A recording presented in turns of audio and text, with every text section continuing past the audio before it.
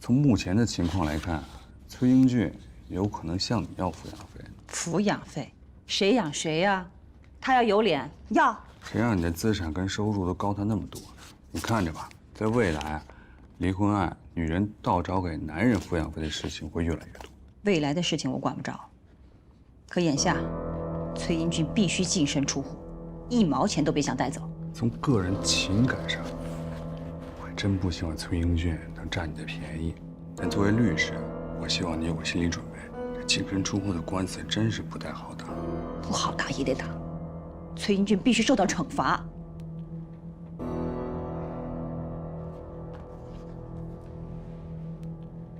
你手上还有其他证据吗？这些还不够吗？这远远不够。就凭这几张照片，崔英俊会做出其他解释。你又没有第三方证人，也没有音频视频，法庭采信的可能性会非常低。照你这么说，这些渣男们反而还逍遥自在了。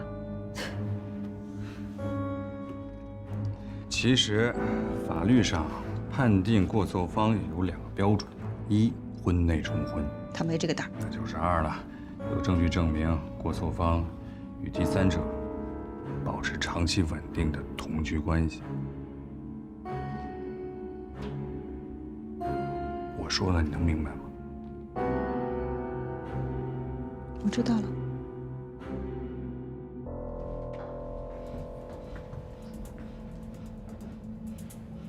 董小鹏今年25岁，明通股份 CEO 董天惠的独生子。生父在他2岁的时候就跟董天惠离婚了，从此再无往来。董小鹏也随之改了母姓。大学毕业后，先后进入3家公司，但没到半年就辞职了。他名下还有一家贸易公司，但经营情况显示是暂停。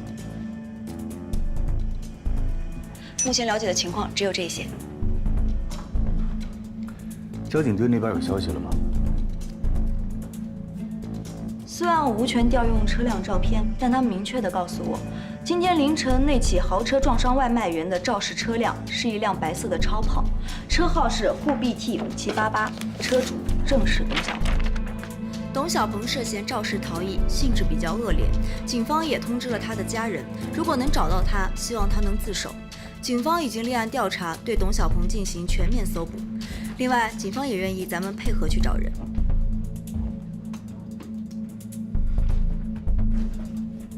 现在大家都清楚了吧？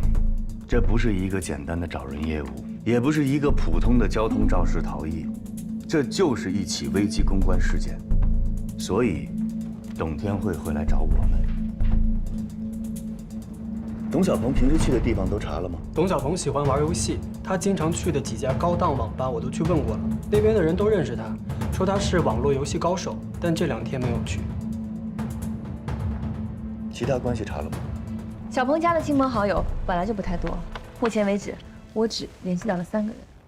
第一个是他们家的保姆，小鹏昨天晚上出去后就再也没回来，剩下的他也不知道。第2个是他们家的司机，不过半个月前被辞退了。第3个是小鹏大学时期最好的朋友，时过半年了。我一直觉得像这样的单亲家庭，母子关系应该是不错的。记得我们上小学的时候，小鹏特别瘦小，老被高年级欺负，他妈也是气汹汹的跑去学校找领导告状。不过他们什么时候关系变成这样了，我也不太清楚，现在很尴尬。这就是女大18变，儿大不由娘啊！这也是你不结婚的理由吧？我不想结婚，不代表我不想要孩子。你想要孩子呀？我想不想要孩子跟这件事没有关系。我警告你，现在我们在工作，请你不要跟我扯闲篇儿。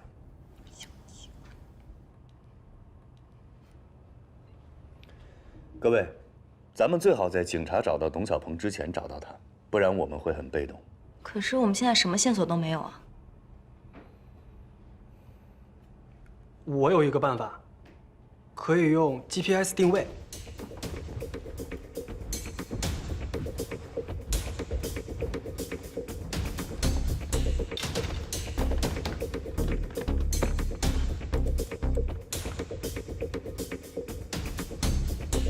我可以用 GPS 定位反向追踪董小鹏常用的游戏账号，只要他上线，我这边就会有通知，然后根据 IP 地址就能查出他的下落。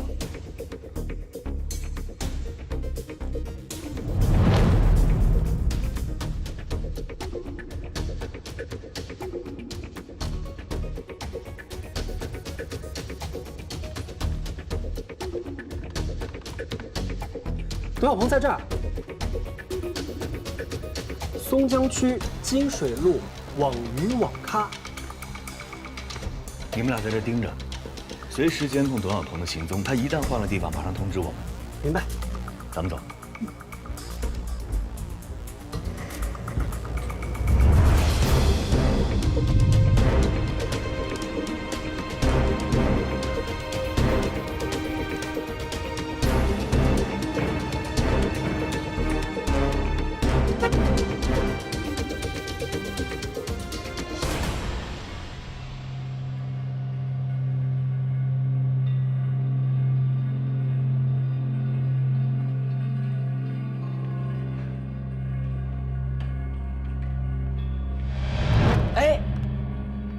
哎，江大林，你不是在国外吗？叶永福是不是你撞的？你说什么呢？谁是叶永福啊？出了这么大的事儿，你还能躲在这儿玩游戏，你心可真大呀！我真不知道你在说什么。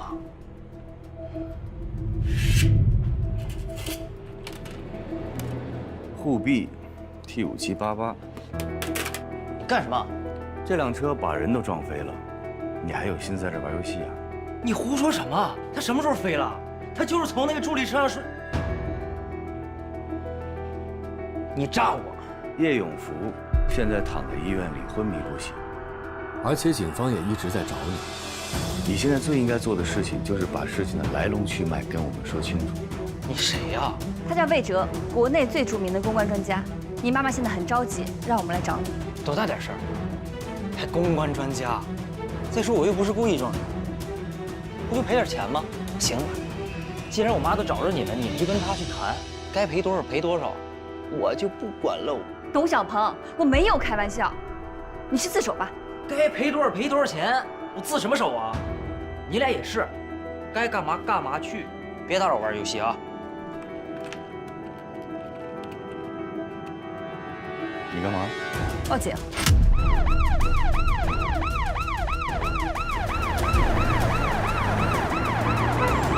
董小鹏，你因为涉嫌肇事逃逸致人重伤，我们依法对你进行拘留。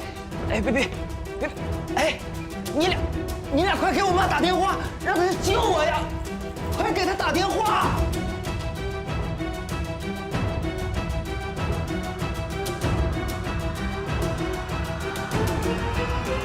所以小鹏真的太过分了，他撞了人之后没打110，也没打120，不仅不把伤者送到医院，反倒是撒了一把钱扬长而去。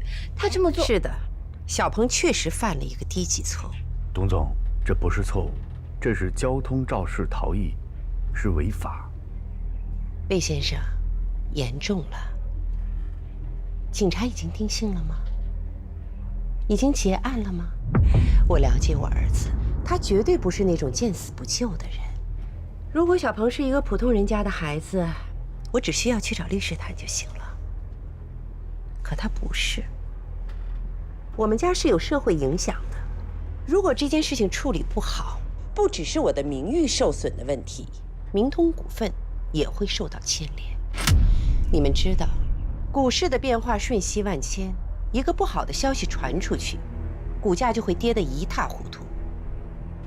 这是我绝对不允许的，所以我需要你们帮我去消除一些负面的影响，适当的增加一些正面的宣传。魏先生，请你一定要理解我，小鹏真的不是那种人，他只是一时的头脑发热，犯了一个低级错误。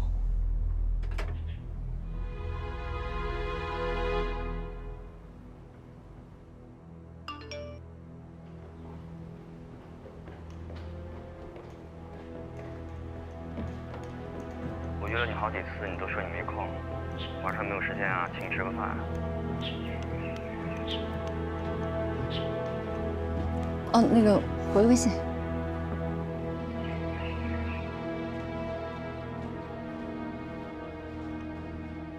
好意思啊。今天晚上我得加班。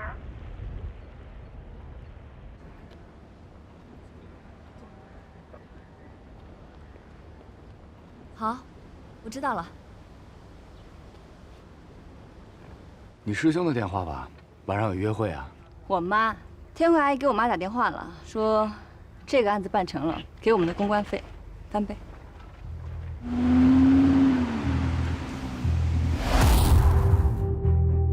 当事人叶永福，山西五寨人。3年前，因为儿子叶东烈考到了上海的一所大学，随即也来到了上海打工。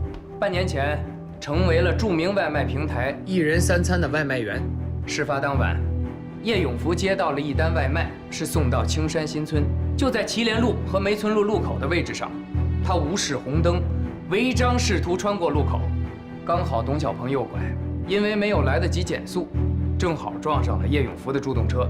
事情发生之后，董小鹏第一时间下车查看叶永福的伤情，随后2个人达成了口头协议。董小鹏留下钱之后就离开了现场。等等，你是说董小鹏和叶永福达成了口头协议？是的。也就是说，叶永福答应了私了？是的。请看董小鹏的证词。那天凌晨我有点急事儿，所以就开得快了点儿，但肯定没超速。在过一个红绿灯的时候，我不知被什么晃了一下，等我缓过神来，就已经跟那人撞上了。我一发现撞人了，我就赶紧下车看，我看他还能动，我就问他你怎么样，行不行？你要是不行，我赶紧开车送你去医院。他说没事儿，让我给他点钱，私了，他自己一个人去医院看看就行。所以我就把现金都给他了。哎，我是看他没事儿我才走的。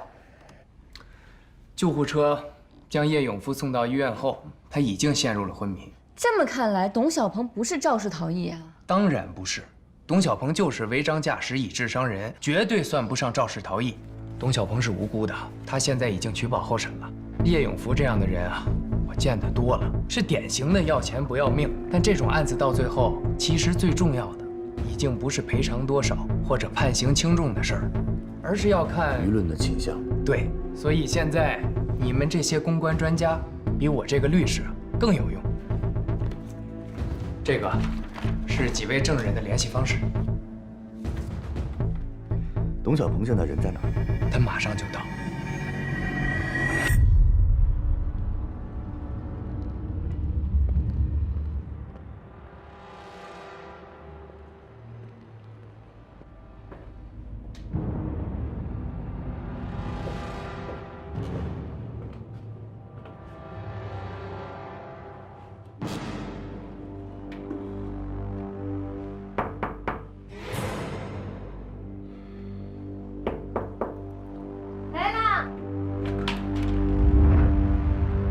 找谁啊？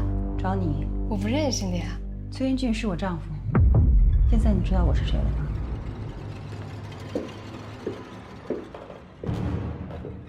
需要换鞋吗？不用，谢谢。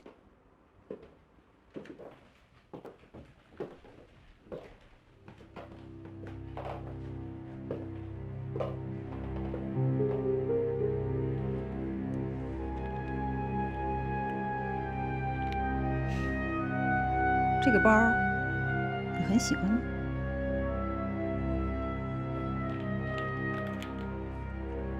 你知道我为什么不用吗？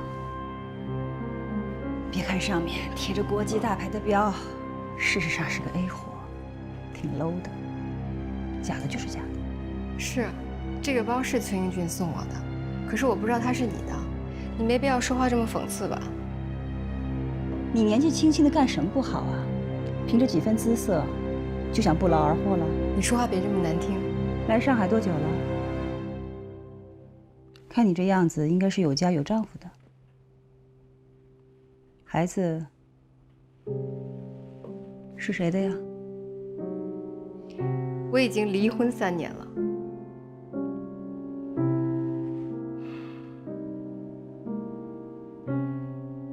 离婚的滋味不好受吧？看你的样子，不像是一个没受过教育的人。你是个女人，你自己经历过的悲伤和痛苦，一定让另外一个女人同样经历一遍吗？你知不知道破坏别人的婚姻是可耻的？你可以讲话不要这么恶毒吗？我不管你相不相信，当初是崔英俊给我看了你们俩的离婚证，我才同意跟他在一起的。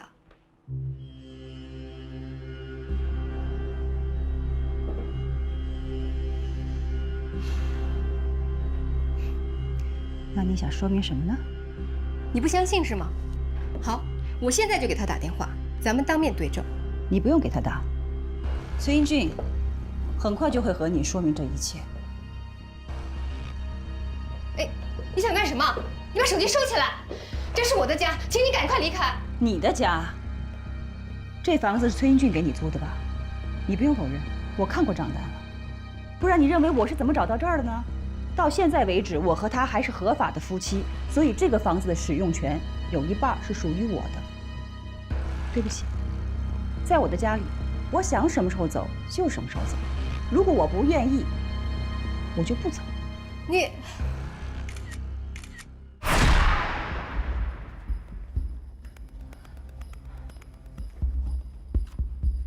现在的情况呢，对你、对天慧阿姨都非常不利，所以魏哲建议，你虽然已经被放出来了，但必须保持低调，最好不要出门。为什么要躲呀？我是无辜的，我跟他已经私了了。我们现在面对的不是交通事故，是一起危机公关事件，是舆论对天慧阿姨、对明通股份的影响，你最好听我们的。放心，小鹏啊一定会配合的。邓小鹏，如果严律师说的属实，第一，叶永福违章在先；第二，就像你说的，你和叶永福是在私下达成了口头协议以后留下钱才走的，是这样吗？是啊。啊，我就说嘛，这里头啊一定是有误会的。小鹏啊不是那种见死不救的人啊。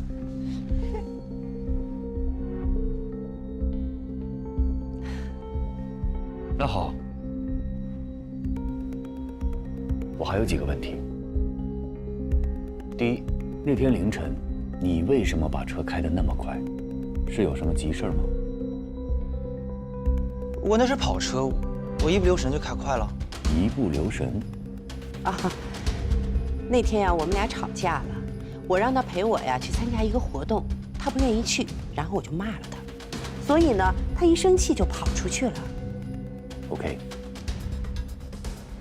第二个问题，那天在网吧，你为什么没有告诉我们你和叶永福已经私了了？我那会儿都被你们问懵了，后来警察都来了，我上哪有时间说这个去？为什么把车牌摘了藏起来？我害怕呗，毕竟是撞人了。我其实那会儿就是头脑一热，心里有点虚。哎，我知道我错了，我以前干了挺多不靠谱的事儿，可是这次我是真的跟叶永福私了了，他同意了我才走的，你们得相信我呀。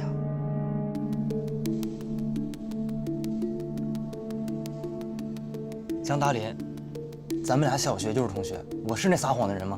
现在不是我们信不信的问题，而是你如何让大众相信你董小鹏没有撒谎。从现在开始，你不许再玩游戏了。你的游戏 ID 已经被曝光，只要一上线，网友就会关注。最近绝对不可以在网上留下任何的痕迹。最重要的是，我希望你对我们诚实。我们一定会全力配合的。当时的情况嘛，律师也问过了，记者也采访过了，现在你们又来问我。是这样，您是唯一的目击证人，您看到司机从车上下来后对受害者实施救助了吗？救助了，他当时就蹲在那个外卖员的旁边，不然我不好走的。能不能说得具体一点？当时司机拿着一摞钞票数给那个外卖员。那我想大概是两个人谈好价格了就没事了，谁晓得后来这个外卖员又昏倒过去了。谢谢你，刘东先生。不客气。我们到的时候，那个人是醒着的，眼睛是睁着，但意识已经不清楚了。哎，小刘，你过来一下。哎，我们上次接的那个被跑车撞的那个外卖员，他是不是醒着呢？好像是醒的。哦，对，是醒着的。当时他手里还抓着钱，这些问题都已经采访过了呀。你们去网上看新闻好了。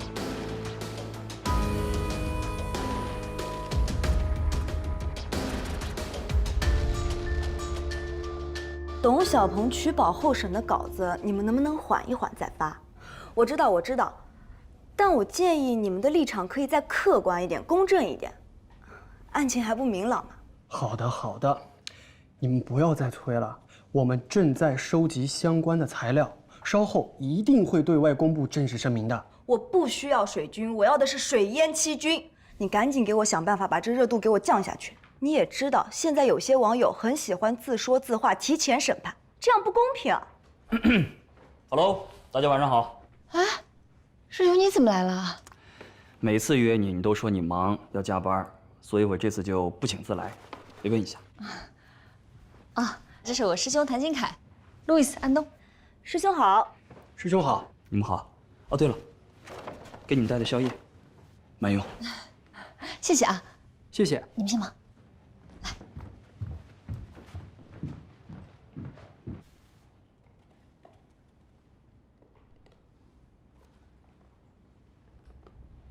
真的是不好意思啊，最近特别忙，所以每次约我的时候，我都没有时间。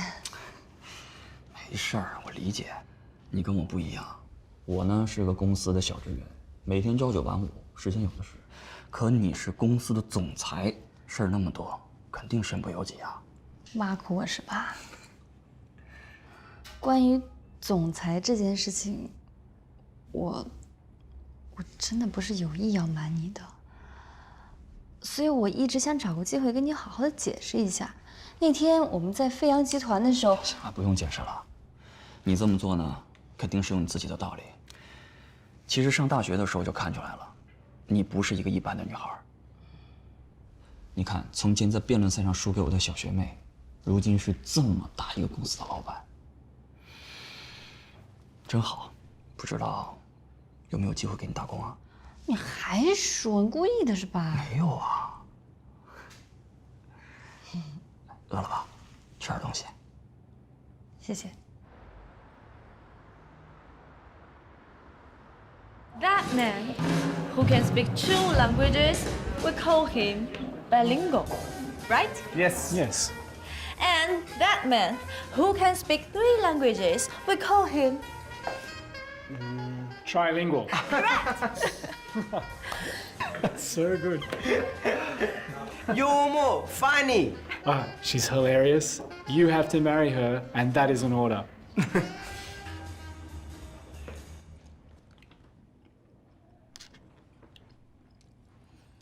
有个师兄师姐真好，晚上还有宵夜吃。我也要找个好师姐。不是个师兄就给送宵夜的。什么意思啊？你看不出来吗？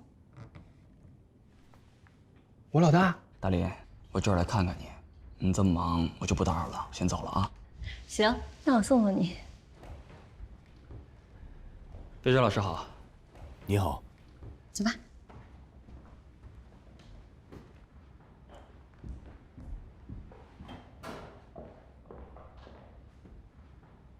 特别感谢今天还买了这么多东西过来。谢什么呀？这不应该的吗？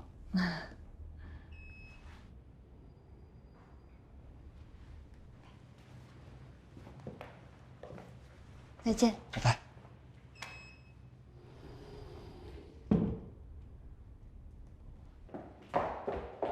张总。啊？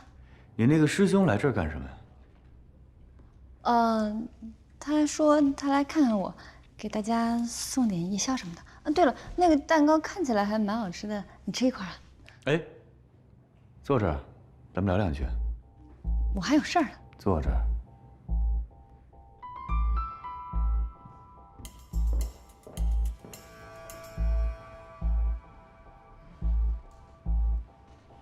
什么事儿？你对你那个师兄到底了解多少？哦，怎么了？谭新凯，今年28岁，父亲是名矿工，母亲无业，有时候会到菜市场打打零工。他考上大学以后，一共谈过2次恋爱。你在调查他？是的，我在调查他。为什么？你为什么要这么做？这是我的私生活。彭坤案发生以后，为什么会有人来公司泼油漆呢？为什么会在发布会上有这么多的记者当众在质疑你？难道这不应该是你父亲的事情吗？为什么也会侵害到你的私生活呢？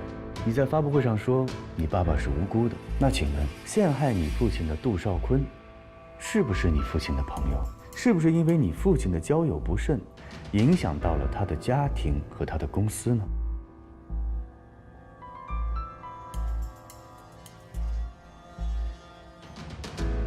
请你记住，你是个总裁，你的私生活很可能会影响到公司的利益。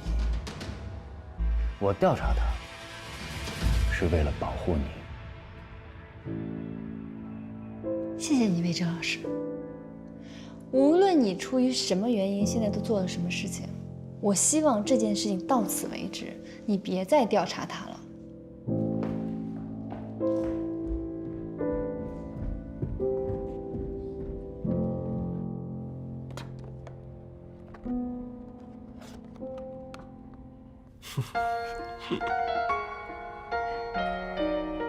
怎么样？这里漂亮吗？漂亮啊！开心吗？开心。你今天好美啊！谢谢。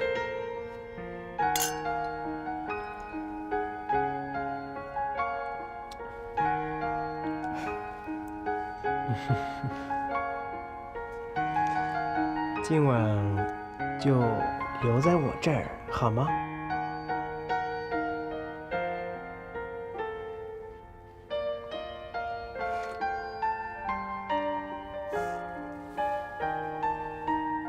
？Sorry 啊，你不早说，我晚上还约了朋友的。你这么晚还约了朋友？是啊。我能问一下是什么朋友吗？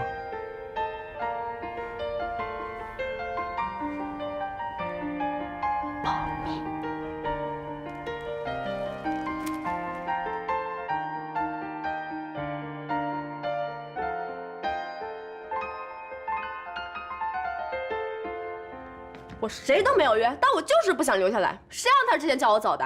现在求我留下来，哼，晚了。这就叫做一报还一报。你是没看到他那个表情啊！我现在光是想想就觉得爽。哎，你这是谈恋爱还是斗心眼啊？不懂了吧？谈恋爱就是要斗心眼，你敬我一尺，我敬你一丈，玩嘛！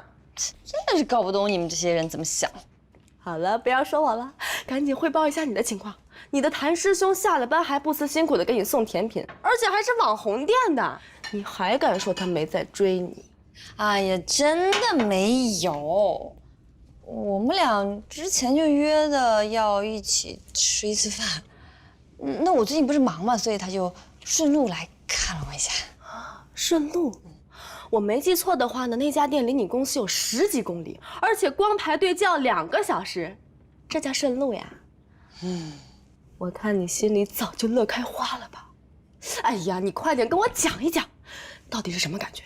当他出现在你公司的那一瞬间，你是不是觉得特别的惊喜？惊吓！我今天才知道，魏哲一直在调查谭新凯。啊？魏哲调查他干什么呀？魏哲对你有想法？什么？这可有意思了！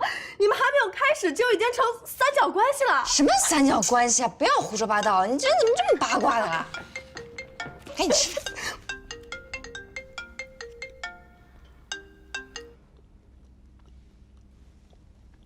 喂，师兄，你到家啦？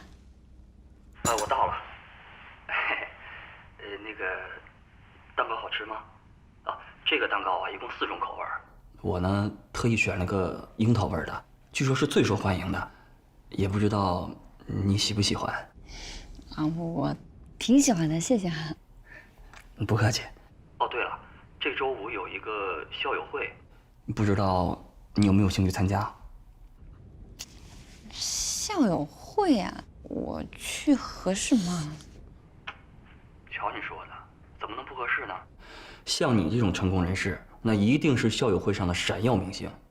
你这么着，你要不介意的话，师兄我给你当保镖，怎么样？一定要去，你可是我们学校的骄傲啊！我去不去啊？去，当然去了。当明星干嘛不去？谁买新裤？那好吧，那我就去。那行，这周5不见不散，怎么样？周5见。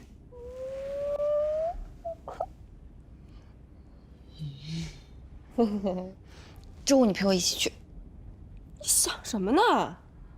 不，校友会肯定有很多我们的同学都去啊。我才不去当电灯泡呢。豪车撞坏外卖员事件，目前有了新的进展。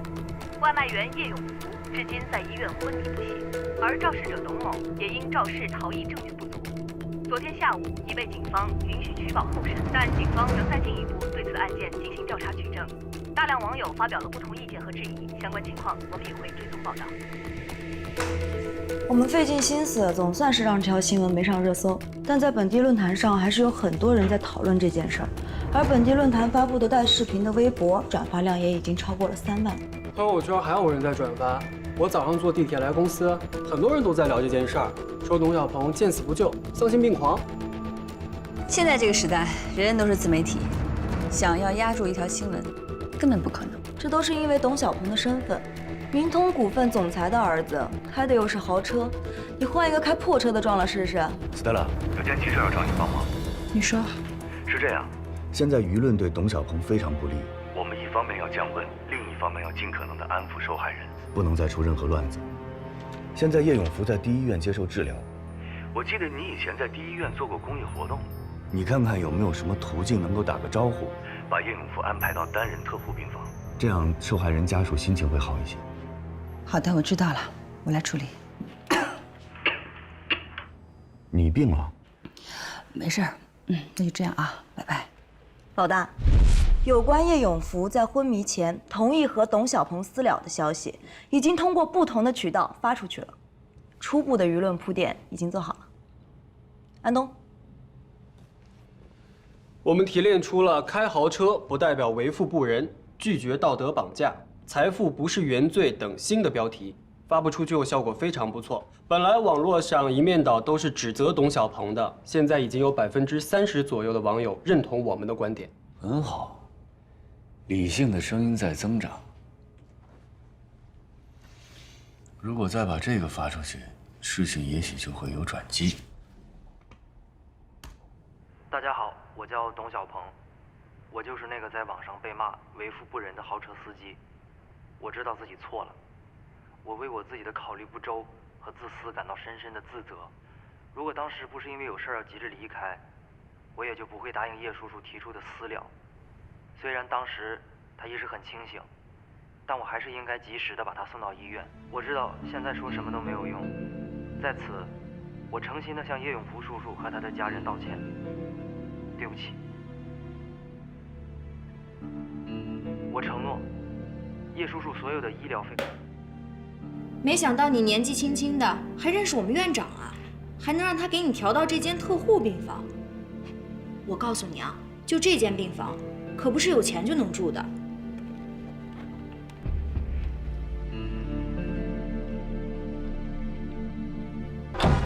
我是社会调查记者赵明，对于你父亲被撞伤主动提出私了这件事儿，你怎么看？我爸没有提出私了，那都是董小鹏的一面之词。你父亲重伤需要支付大笔的医药费，你会不会向董小鹏提出巨额赔偿？董小鹏是明通股份总裁董天惠的儿子，也和你是同龄人。对于这一点，你有什么想法？你会不会因此而愤愤不平？他是谁的孩子，我不关心，我也不想知道。我现在只知道我爸还躺在病床上没醒过来呢。我希望你们别打扰他，要挖新闻到别处挖去。哎，你这什么态度？公众有知情权，我们需要知道真相。什么真相？你们这些记者就知道帮董小鹏这样的有钱人说话，他说什么你们信什么啊？你别拍了，听见了吗？别拍了，别拍了，别拍了！马上松开！你再拍我给你砸了，信不信？你就拍了，你砸一个试试。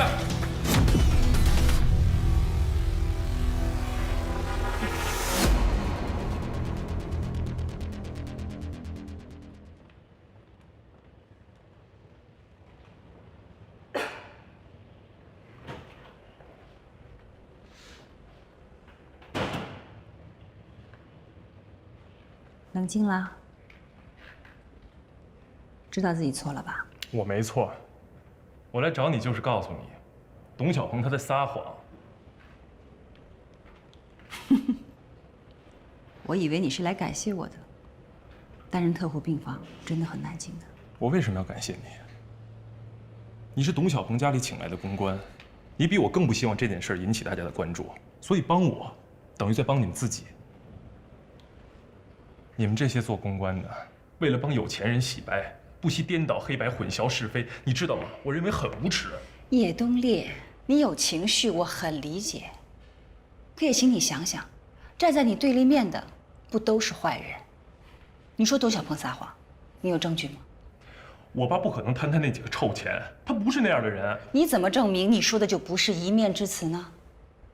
天底下的父母为了孩子做什么都可以，甚至连命都可以不要。难道你爸爸就不可能为了钱选择私了吗？你上大学需要很多钱的。我不信，他不可能这么做。你不是不信，你是不敢信。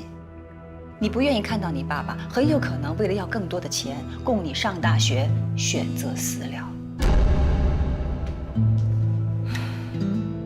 你胡说！你凭什么这么说我爸？人总是要长大的，等你长大了，就没有人会哄着你、顺着你，你要独自面对真相。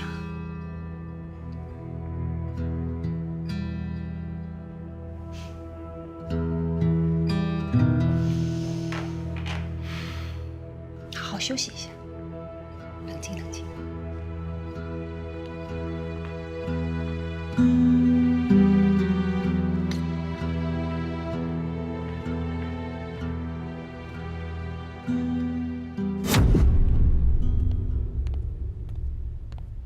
深蓝色，怎么不直接给我来一黑色？太土了。这样稳重。我不喜欢这个，一点也不酷。你是去道歉的，不是去作秀的。人家不希望看见你穿的又帅又潇洒。对他们都希望我衰，是吧？行，只要能让这事快点了结，我穿什么都行。把这双鞋换上。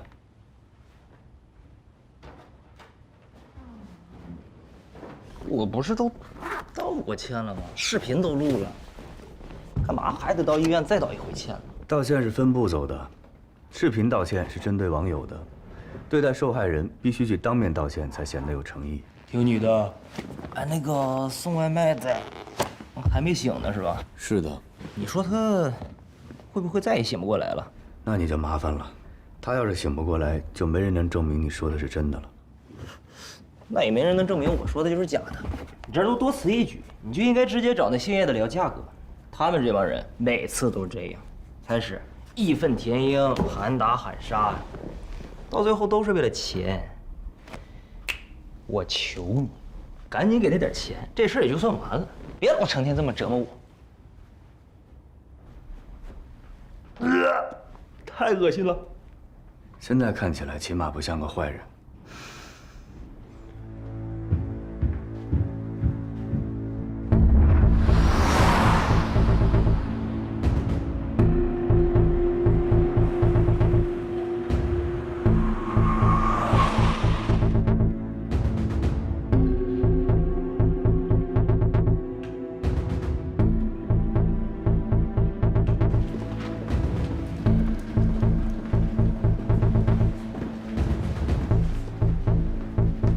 高小鹏，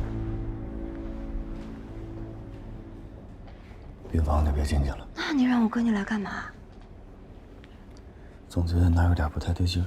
怎么了？你去帮我查一下董小鹏那辆车的违章记录。又出什么事儿了？他要是醒不过来，就没人能证明你说的是真的了。那也没人能证明我说的就是假的。你就应该直接找那兴业的聊价格。他们这帮人每次都这样。我在公司跟董小鹏聊天，总觉得哪不太对劲儿。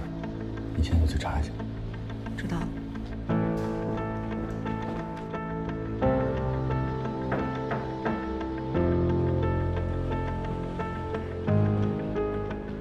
叶东烈，你好。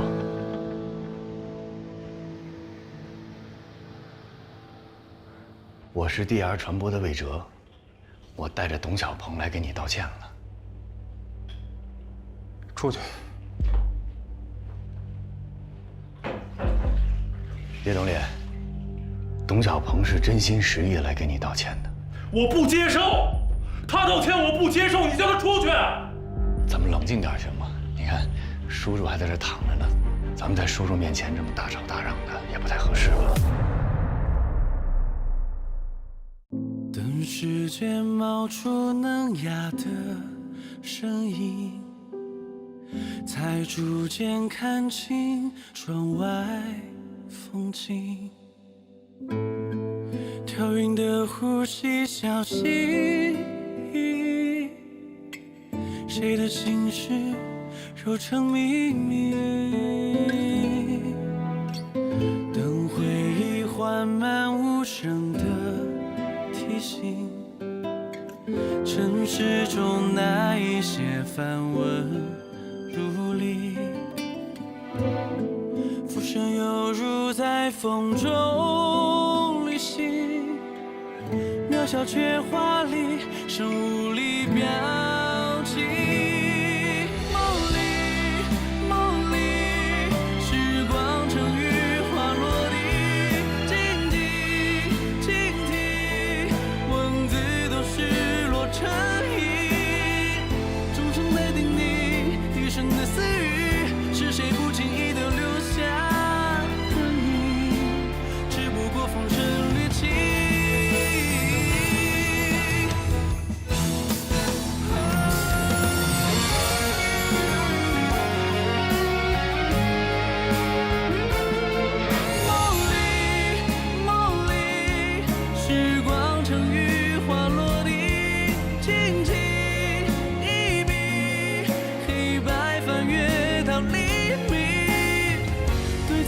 去